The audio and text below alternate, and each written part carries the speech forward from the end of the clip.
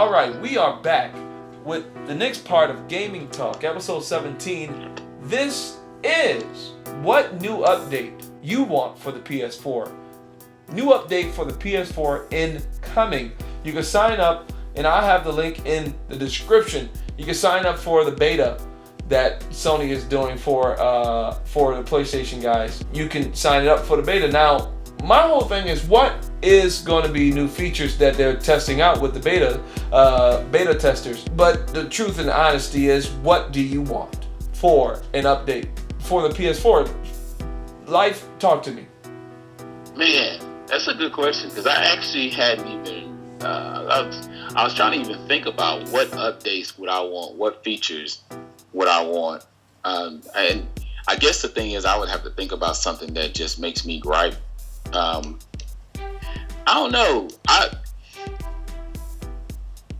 think if it was something, and this is something kind of off, but I wish everything was already integrated together, like with our updates and all that stuff like that. Now the updates, I know that those are patches, what we consider them. I wish all that stuff was already, if it's going to be a day one disc that's coming out, and they already know that the updates are coming with it or a patch is coming with it, I wish it would already be in there. But I'm trying to think, as far as just like an update, anything, because that 3.5 was a pretty big deal to be able to put in the parties and be able to do the same seamless transition with people leaving messages and all that other stuff. I'm trying to think what would I want. I honestly, I'm a little lost for words on that because I hadn't really thought about what anything that I've just been griping about. Oh, you know what? It's something small, but can they fix the frame rate issue on the dashboard? They got some. You know that those. Yeah, I know what you mean. You see how it flickers? Like, I used to have all my games, which I thought was the best thing. That they need to fix that to where you can have your whole library back on your screen. Well, because you can have it on your screen, but the only problem with that is that it causes frame rate issues. And so, like, if you're on a party chat and you got all your games on your dashboard on your opening screen, you will hear frame rate issues. Literally, like you hear like this terrible fluttering sound, and it's the worst. It's like, okay, we are on the fourth version of the PlayStation 4, or the fourth version of the PlayStation just in general. This is PlayStation 4. So you think they would have fixed that dashboard issue by now? You know, it's like, okay. So I think that's something they need to incorporate, fixing that, because that actually is kind of annoying. And then there's this new thing where, for some reason, sometimes it'll ask me to re-download my apps. I don't know why. And I don't know. It may not happen with everybody, but I know if it's happening with one person, it's probably happening with somebody else. Yeah. Like my YouTube app, my Netflix, it'll have the arrow pointing down as though you have to re-download it. And then at one point, it was acting as though the only way you could open it up is if you open up the YouTube app and then press start. Okay, let me say this. It wouldn't just automatically start up. Okay, these are mostly fixes, all right? And fixes can be in updates, but but that's a testament at the end of the day that the experience on PS4 is at the end of the day is solid. You know, it's good. It's good. That's what I'm saying. You know what? It's actually a good thing that there's not a lot of gripes like what we had in the beginning, or even a year ago. Because I got my PlayStation a year ago, so I had a lot of gripes back then. I was like, oh my God, can y'all fix this? And now there are still games that crash, and I guess it's almost like Sony can get away with that and say, oh no, it's the developers or the publisher of the game. It's their fault. But you got games that still crash. I don't get that. I was playing Get Out of Hell. That thing crashed on me like 3 times. Man, why are games still crashing? Oh, and my thing is, people told me that it happened on the physical version, but I guess I just felt so at odd that it was a digital version. I I just felt like that shouldn't even be happening at this time. You know, I mean, we're at a certain point. Things like that shouldn't occur. you're right. Like those kind of problems. You look, crashes, in my opinion, is just a part of just something colliding in software that causes it to just give out, and that's been happening since the dawn of time. With everything, software wise. So Ooh, you know what though? I just thought about something. Not to cut you off, but I thought about something. The big one that a lot of people I've heard say. go ahead, Can we change our name tag? boy. Stop. Seriously. Let me Can say we this. change the game? I still have Game Freak Forever on mine, and that was from like 2007 or 2008. Gosh, Lee. I go by Lifespiller. I've been wanting to change that like 4 years ago, 4 years ago. But because Sony is so finicky with their little system and feeling like, oh, it's just going to interrupt the flow. And I mean, as a software tech, I know what they mean, because when you change something, that dynamic in the system, what it is that your name is like an anchor in the system. So it holds everything that's attached to it. It holds it down. So when you go in and say, oh, I want to interrupt the flow or the process, I want to change my name. Now, everything that was once attached is no longer attached to that. And just case in point, I used to have Game Freak Forever on my channel because everything that was associated with that had Game Freak Forever on it. But once I changed my name to Lifespiller, if I go search Game Freak Forever, I can't find anything because the softwares don't know how to handle that.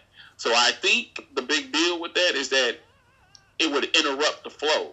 Yeah. It was like, and then if you got think about it, millions upon millions of people that do that at once, what kind of problem we would have? It'd just be like a magnetic wave or a powerful force that would happen at one time. So I think that's why they've been avoiding that. Yeah. But it's something that I like to have the option of doing. To be honest, I definitely want to change it. To be honest, they should just rip the Band-Aid off and go ahead and do it, because of the fact that Xbox can do it. Like Microsoft's conference can do it. So they should just rip the Band-Aid off and just do it. Charge $5. Like, they don't need to make it free. They can make it $5. They can say, hey, $5 to change your name. And everybody in the world are not willing to change their name for $5. No. And I would.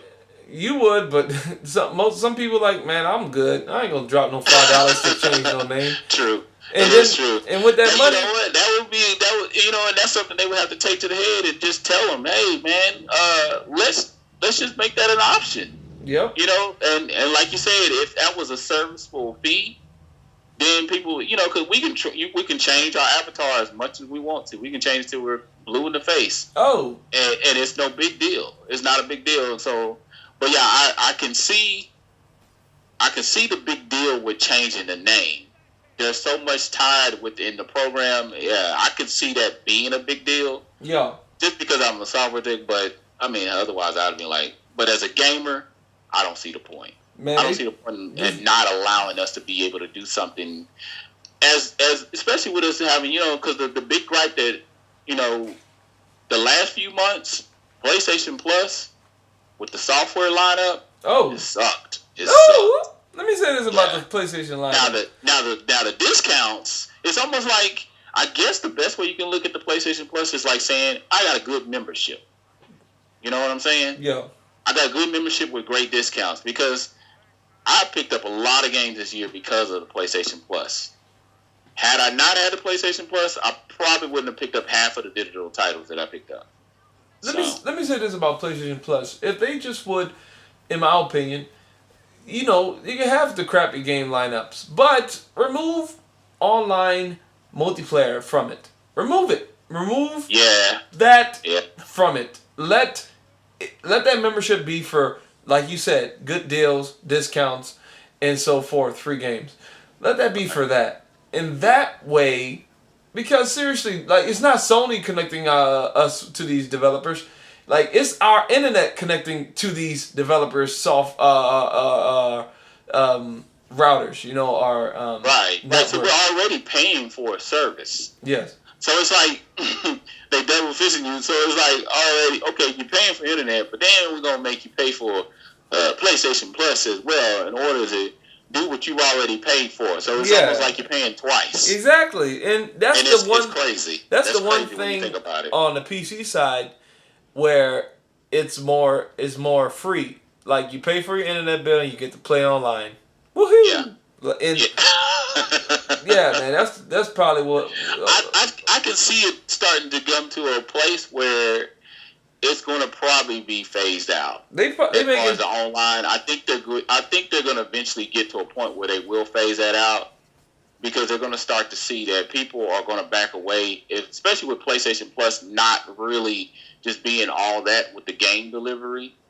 You know, I used to have gaming. Well, I used to have my GameStop discount card, but I Yeah. stopped using it simply because I don't need it. Like the selling point they used to have was the magazines, but they shrunk those magazines down. So it's almost like my thing is the way I look at it is that if you're not heavy with it like you were in the beginning, and you're kind of fizzling out in the middle, and you still want us to hold out for the long haul, you got to bring back what was awesome about having this. Like, I need a good selling point. I Yeah. remember all the little features that PlayStation used to have, like all the little TV shows they used to have, the news update shows, and it's like somewhere along the line they took out some of the features that they just felt like. And this is when they were free, which is what I didn't understand. The online, yeah, it's like the online was free. I remember the little the Asian chick that was doing the update. I forgot what it's called, but I can go back and download those shows. And they even used to have the month-to-month little shows that would give you updates about what's going on. But now they just feel like, well, we send you guys emails. That should No, suffice. let me say this. This is why they put so much effort in it, because they were trying to sell it to you. Now they're not trying to sell it to you because they know you're gonna buy it because you want to play online gaming. You know, we know they want to play online, and we know that they want to play gaming. I just like how everybody got together and fought Xbox's policies back when it first came out. I wish us the gamers would have did that when we found out Sony was taking online gaming playing for free and putting it behind Plus. Like, I think they saw a way to make it easier on themselves. Because like you said, they were putting a lot of production in selling their product, PlayStation Plus, back on PS3. And then some knucklehead probably said, hey, you know what, man? We're putting a lot of time and effort and money in selling PlayStation Plus. Well, how about we just put the number one thing that people can't live without online, and that's playing online, behind Plus. And then that will sell it. Like, that alone will sell it. And that's what that alone sold Xbox Live Gold for the longest. And it still does. If any one of these companies, they probably will see a drop in numbers with Xbox Live or PlayStation Plus, but they would also see people from Xbox, if it's PlayStation doing it, saying, "Oh, I could buy a PlayStation and I'll buy their software because I don't have to pay to play online." Or if Xbox do it, I'll be like, I'll buy an Xbox. Says I don't have to spend $50 a year, if not $3 a month or $9 or whatever it is to play online. I can buy it once and be good. So I think it will be a big decision to make, but it'll be worth it in the long run because, dude, seriously, they sold it back on PS3. They were selling it. You remember we even talked about it. We talked about it over a month ago about PlayStation Home, and if they incorporated the PlayStation Home with VR, I mean that would have been like I just thought about the name of that little news show. It's called Pulse, and she would come on like every week and give you an update about PlayStation. And we were even talking. I was talking with one of my buddies the other day. I said it's like a lot of little features that used to be selling points. They took this stuff away. Like demos are scarce now. We hardly ever get those anymore. Exactly. And I know they don't really have much to do with Sony unless it's a first party or whatever. I know that's a little thing now, but I remember the tester for the PlayStation heads that used to watch every little bit of content that ever came on this darn thing. I would watch it. I had videos back on my backlog just of old stuff. I still can go back and download those shows and watch them again.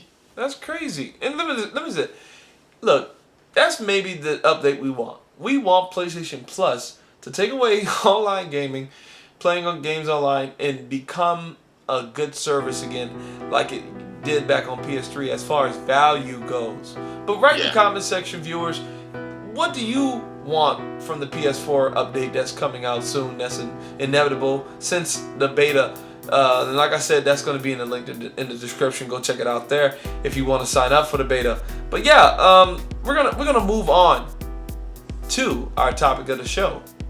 Stay tuned.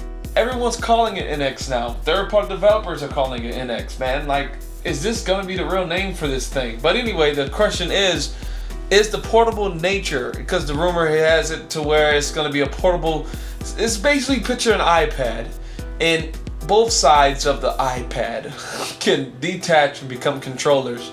And there's a base unit by your TV that you can sit it on and play it on your TV.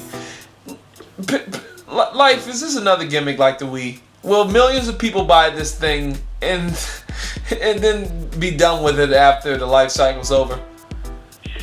Short answer, yes. Okay, we are back with the next part of GamIN Talk, episode 17, and it is, what are you playing right now?